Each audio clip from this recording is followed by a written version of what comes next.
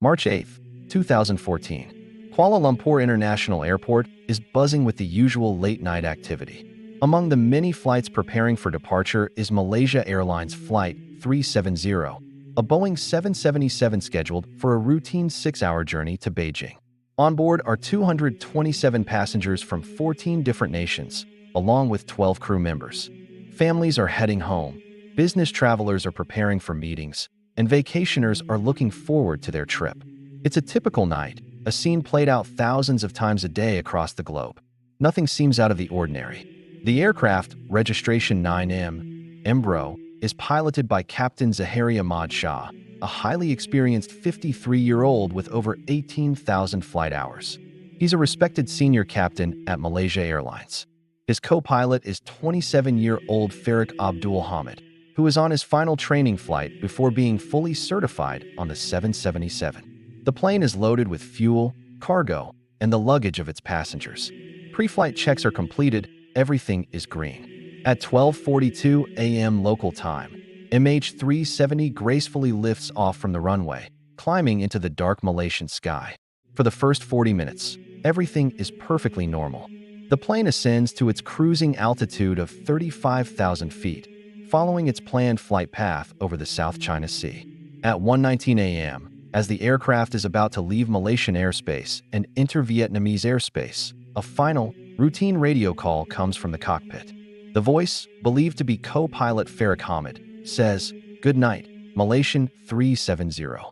Those would be the last words ever heard from the flight. Just 2 minutes later, at 1:21 a.m., something happens. The plane's transponder, the device that communicates its identity, altitude, and speed to air traffic control, suddenly goes silent. It's as if the plane has vanished from radar screens. Air traffic controllers in both Malaysia and Vietnam are confused. Was it a technical glitch? Did the plane enter a dead zone? They try to make contact, but there's only silence. What the civilian controllers don't see is that military radar is still tracking an object. This unidentified aircraft, believed to be MH370, makes a sharp, deliberate turn to the west, deviating completely from its course to Beijing. It flies back across the Malay Peninsula, a journey that would have taken it over several populated areas. Why would a commercial airliner do this? And why was there no communication, no distress call from the highly experienced pilots? The military radar tracks the plane as it heads out over the Strait of Malacca and then into the Andaman Sea. But the data is patchy. The last primary radar contact is at 2:22 a.m., nearly an hour after it disappeared from civilian screens, placing it northwest of Penang Island. After that, the plane flies beyond the range of ground-based radar, and the trail goes cold once again. But there was one last link to the plane. A satellite communication system on board, called Inmarsat, was still trying to connect with MH370. Even with the main communication systems turned off, this system automatically sent out hourly pings, or handshakes, to a satellite orbiting high above the Indian Ocean. These pings didn't contain any specific location data, but they proved one crucial thing. The plane was still powered up and flying for at least 6 hours after its last radar contact. By analyzing the time it took for these pings to travel between the aircraft and the satellite, investigators were able to calculate the plane's probable distance from the satellite at the time of each ping. This created two vast arcs of possible locations, one stretching north towards Central Asia and the other curving deep into the southern Indian Ocean. The northern arc was quickly ruled out. Flying that route would have required passing through the airspace of multiple countries with sophisticated military radar, and no such sightings were reported. That left the southern arc a desolate, remote, and incredibly deep stretch of ocean, thousands of kilometers southwest of Australia. This became the focus of one of the largest and most expensive search efforts in aviation history. The news of the missing plane sent shockwaves around the world. For the families of the 239 people on board, it was the beginning of an agonizing wait. How could a modern Boeing 777, one of the safest aircraft ever built, simply disappear without a trace? The initial search focused on the South China Sea, where the plane was last seen on civilian radar. But days turned into weeks, and with the new Inmarsat data, the search area dramatically shifted to the vast, unforgiving southern Indian Ocean. An international coalition was formed, with dozens of ships and aircraft from countries like Australia, China, Malaysia, and the United States scouring an area of the ocean floor the size of a small country. They used sophisticated sonar equipment, autonomous underwater vehicles, and expert analysis to map the seabed, searching for any sign of wreckage. The search area was incredibly challenging, with depths reaching up to 6,000 meters and notoriously rough seas, known as the Roaring Forties. Despite the unprecedented effort, the underwater search yielded nothing. For nearly 3 years, crews worked tirelessly, but the main wreckage of MH370 remained elusive. The official, government-led search was suspended in January 2017, leaving the families in a state of limbo, with no answers and no closure.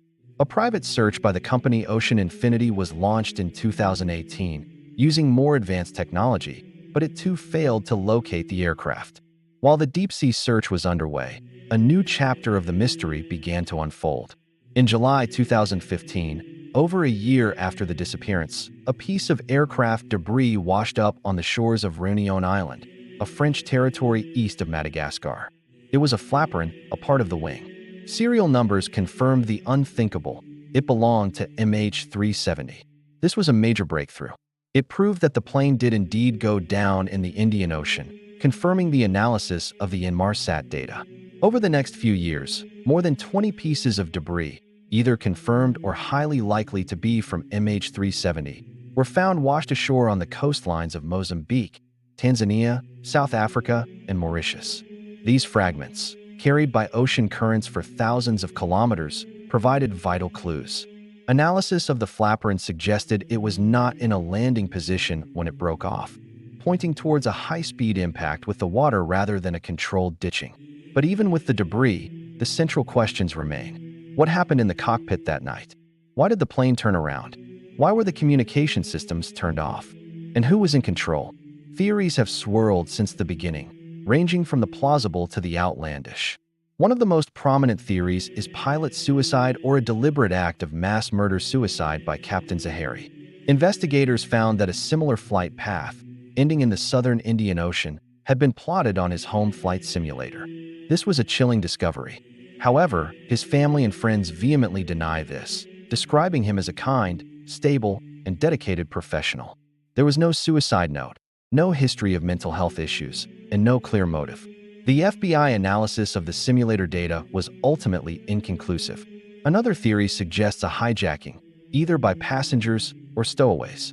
2 passengers were found to be traveling on stolen passports, which initially raised alarms.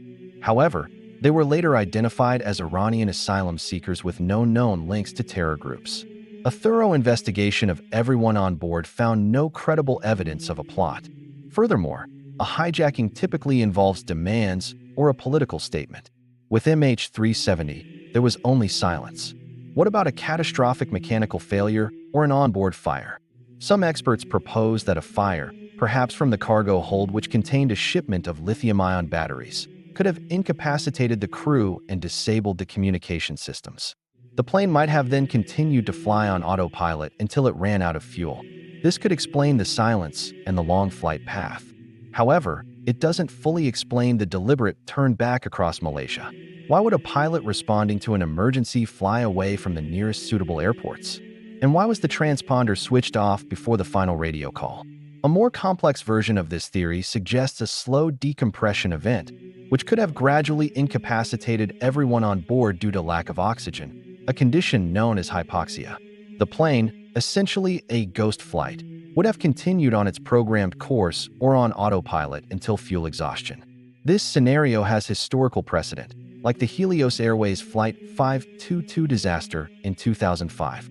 But again, it struggles to account for the specific, seemingly intentional maneuvers made in the first hour after losing contact. Each theory has its proponents and its holes. The deliberate action theory, whether by the pilot or an unknown hijacker, seems to best fit the evidence of the disabled communications and the precise navigational turns. But without the cockpit voice recorder and the flight data recorder, the black boxes, which lie somewhere on the ocean floor, we may never know for sure who was in control and why they did what they did. The disappearance of MH370 is more than just an aviation mystery. It's a profound human tragedy. It's the story of 239 lives cut short and of families left to grapple with an unbearable uncertainty. They have no graves to visit, no final goodbyes, and no answers to the question that haunts them every day. What happened to their loved ones? They have fought tirelessly for the search to continue, for the truth to be uncovered. The incident also exposed vulnerabilities in our global aviation system. How can a massive, modern jet simply vanish in an age of constant connectivity? In response, the aviation industry has implemented changes.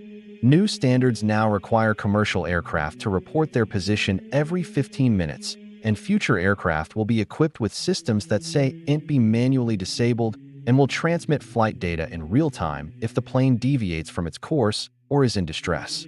But for now, the final resting place of Malaysia Airlines Flight 370 remains one of the world's greatest unsolved mysteries. The Indian Ocean holds its secrets tight. The plane that vanished into the night sky has left behind a legacy of questions, grief, and a relentless search for truth. Perhaps one day, a new piece of technology, a new analysis of the data, or even a chance discovery will provide the answers the world, and most importantly the families, have been waiting for. Until then, the story of MH370 serves as a humbling reminder that even in our highly advanced world, some mysteries remain beyond our reach. Thank you for watching. If you found this video informative, please like, share, and subscribe to our channel for more deep dives into fascinating stories. Let us know your thoughts on MH370 in the comments below.